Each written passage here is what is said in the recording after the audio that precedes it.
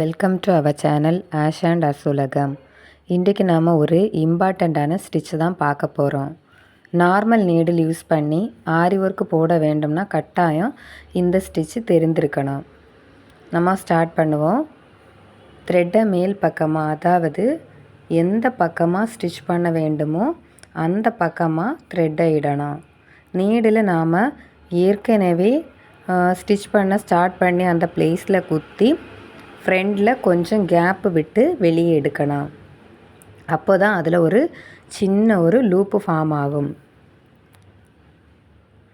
நம்ம ரொம்ப டைட்டாக அதை இழுத்துடக்கூடாது. அடுத்து இது போலவே த்ரெட்டை மேல் பக்கமாக விட்டு அந்த லூப்போட உள் பக்கம் நீடில் குத்தி கொஞ்சம் கேப் விட்டு வெளியே எடுக்கணும். அப்போது அதில் அடுத்தும் ஒரு லூப் ஃபார்ம் ஆகும். நம்ம செகண்ட் லூப்பு போடும்போது அதோட சென்டரில் குத்திடக்கூடாது. அதோட சைடில் தான் குத்தி நம்ம அந்த நீடில் வெளியே எடுக்கணும். சென்டரில் குத்துனா ஷேப் வராது, நீட்டாகவும் இருக்காது. நம்ம இப்படியே ஸ்டிச் பண்ணி கொண்டு போகணும். நம்ம அந்த த்ரெட்டை இழுக்கும்போது மெதுவாக தான் இழுத்து ஸ்டிச் பண்ணணும். இந்த ஸ்டிச் போடுறதுக்கு ரொம்ப ஈஸியாக தான் இருக்கும். நம்ம ப்ராக்டிஸ் பண்ணிட்டோம்னா அதுக்கடுத்து ரொம்ப ஈஸியாட்டு ரொம்ப ஸ்பீடாட்டு நமக்கு போட வரும். இந்த ஸ்டிச்சை நம்ம சின்னதாக போடணும்னா நீடில் நம்ம குத்தி வெளியில் எடுக்கும்போது அதுக்கு பக்கத்துலேயே நம்ம வெளியில் எடுக்கணும். அப்படி வெளியில் எடுக்கும்போது அந்த லூப் சின்னதாக ஃபார்ம் ஆகும். நிறைய பேர் கேப்பு விட்டு அதை ஊசியை வெளியில் எடுப்பாங்க. பிறகு அந்த த்ரெட்டை இழுக்கும்போது ரொம்ப டைட்டாக இழுப்பாங்க. அப்படி இழுக்கும்போது நம்ம கிளாத்தில் தான் அது சுருக்கம் விழும். அது எப்படின்னு அடுத்து காட்டுறேன். நம்ம த்ரெட்டை ரொம்ப டைட்டாக இழுக்காமல் அப்படியே மீடியமாக அதில் விட்டால் போதும். அது பார்க்குறதுக்கே ரொம்ப அழகாக இருக்கும். இந்த ஸ்டிச் நம்ம போட தெரிஞ்சுன்னா நம்ம ஆல்ரெடி ஸ்டிச் பண்ண ப்ளவுஸ்லேயும் ஆரி ஒர்க்கு போடுறதுக்கு ரொம்ப யூஸ்ஃபுல்லாக இருக்கும். நார்மல் நீடில் யூஸ் பண்ணி ஸ்டிச் பண்ணணுன்னா இந்த மெத்தடை ஃபாலோ பண்ணலாம். அதுக்கு பக்கத்துலேயே தான் குத்தி நான் வெளியே எடுக்கேன். பார்த்தா தெரியும், நான் சென்டரில் குத்தல, அதுக்கு சைடில் தான் குத்தி அந்த நீடில் நான் வெளியில் எடுக்கிறேன்.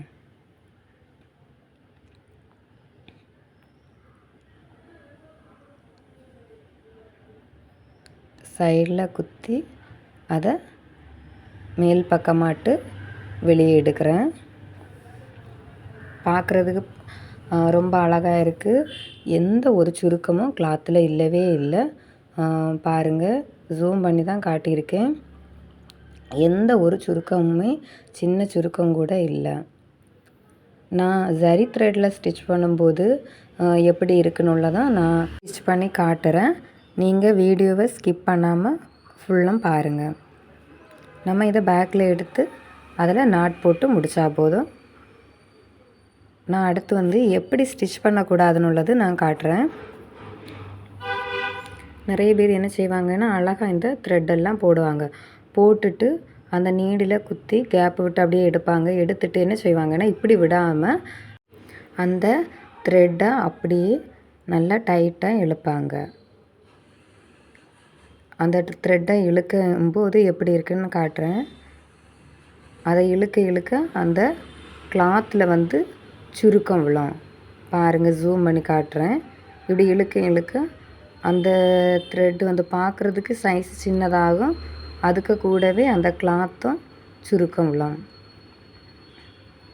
நம்ம கிளாத் சின்னதாக போடணும்னு சொன்னால் அதுக்கு பக்கத்துலேயே நம்ம குத்தி எடுத்தால் போதும். அழகாக அது சின்னதாக வரும். நம்ம அதுக்கு பெருசாக போட்டுட்டு இப்படி இழுத்தோம்னா கிளாத்தில் தான் சுருக்கம் வரும். பார்க்குறதுக்கு நீட்டாகவே இருக்காது.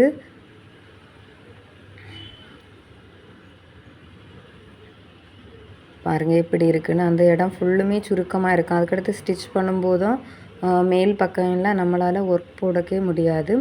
ஒர்க் போட்டாலும் இந்த இடம் வந்து ஒரு மாதிரி சுருக்கங்களாக தான் இருக்கும். அதனால நம்ம வந்து அதை ரொம்ப டைட்டாக இழுக்காமல் நம்ம ஃப்ரீயாக ஸ்டிச் பண்ணாலே போதும். தையல் வந்து பிரியவே செய்யாது, டைட்டாக அப்படியே தான் இருக்கும். அதனால் எந்த காரணத்தை கொண்டும் இந்த மாதிரி ஸ்டிச் பண்ணாதுங்க, சுருக்கமாக தான் இருக்கும்.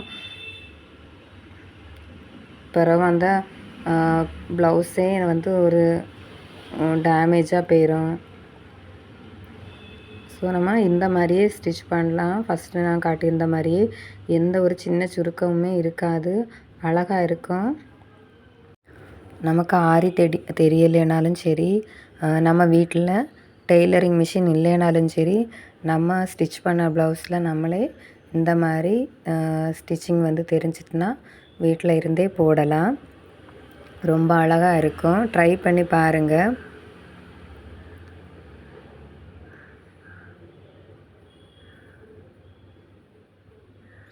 சின்னதாக வந்து ஸ்டிச் பண்ணி ஒருக்கா கூட காட்டுறேன்.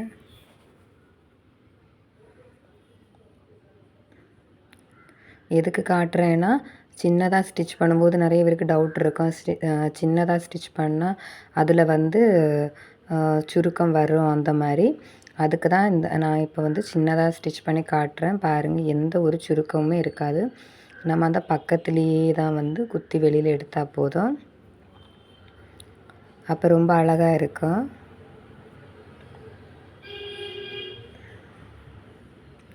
சின்னதாக நம்ம ஸ்டிச் பண்ணணும். ஃபஸ்ட்டு வந்து ஸ்டிச் பண்ணும்போது பெருசாக ஸ்டிச் பண்ணி பழகுங்க. அதுக்கு பிறகு சின்னதாக ஸ்டிச் பண்ணுங்கள். நம்ம சின்னதாக ஸ்டிச் பண்ணால் நம்ம கிளாத்தில் வந்து ஏதாவது லீஃப் டிசைன் எல்லாம் போடும்போது அதுக்கு அவுட்லைன்லாம் நம்ம ஸ்டிச் பண்ணும்போது பார்க்குறதுக்கு ரொம்ப அழகாட்டு இருக்கும், நீட்டாக இருக்கும் பார்க்குறதுக்கு.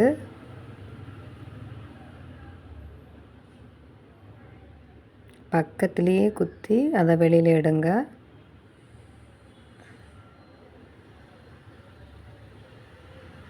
அந்த ஸ்டிச்சுக்கும் இதுக்கும் டிஃப்ரெண்ட் தெரியும் பாருங்கள். அதில் வந்து சுருக்கம் இருக்கும், இதில் எந்த விதமான சுருக்கமும் இல்லாமல் அப்படியே நீட்டாக இருக்கும். பார்த்தா தெரியும் எப்படி இருக்குதுன்னு.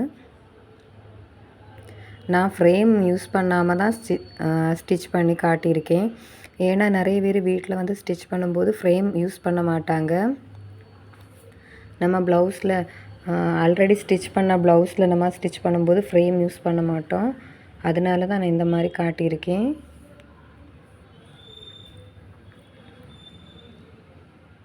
இனி நம்ம ஜரி த்ரெட்டில் வந்து ஸ்டிச் பண்ணால் எப்படி இருக்குன்னு உள்ளது பார்ப்போம்.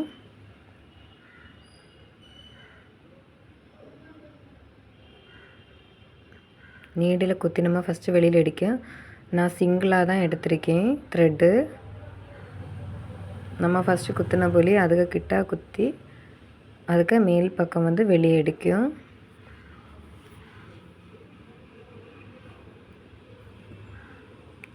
அந்த லூப்பில் பக்கத்துலேயே குத்தி அப்படியே வெளியில் எடுக்கிறோம். நம்ம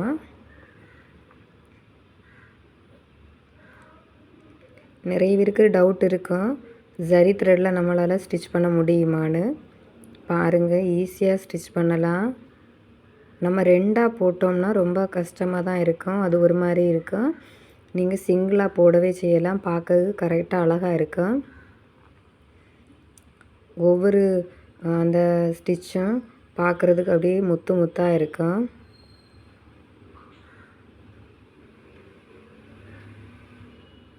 பாருங்கள், ரொம்ப அழகாக இருக்குது. ஜூம் பண்ணி தான் காட்டியிருக்கிறேன், அதனால தான் ரொம்ப பெருசாக தெரியுது.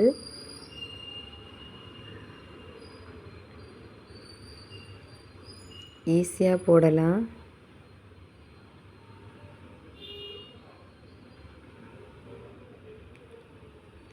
எந்த விதமான டிசைன் நம்ம யூஸ் பண்ணுறோம்னாலும் நம்ம இதை யூஸ் பண்ணலாம். நெக்கில் உள்ள நம்ம பார்டருக்கு வந்து ஃபஸ்ட்டு நம்ம இதை ஸ்டிச் பண்ணிவிட்டு அடுத்து நம்ம பீட்ஸ் ஒர்க் கொடுக்கலாம்.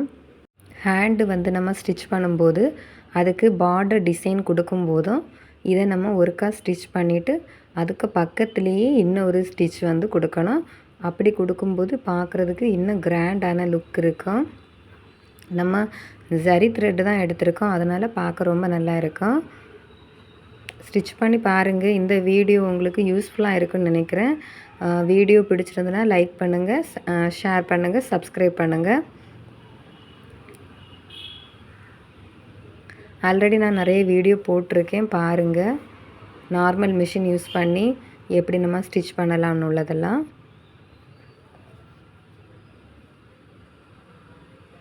வீடியோவை சப்ஸ்கிரைப் பண்ணி வச்சுக்கோங்க.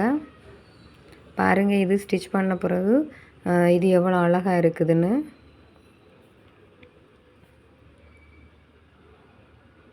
நார்மல் நீடில்லையும் நம்ம அழகான ஆரி ஒர்க்கு போடணும்னு சொன்னால் இந்த மாதிரி ஃபாலோ பண்ணுங்கள். பாருங்கள், ரொம்ப அழகாக இருக்குது ஸ்டிச் பண்ண பிறகு பார்க்குறதுக்கு. தேங்க்ஸ் ஃபார் வாட்சிங்.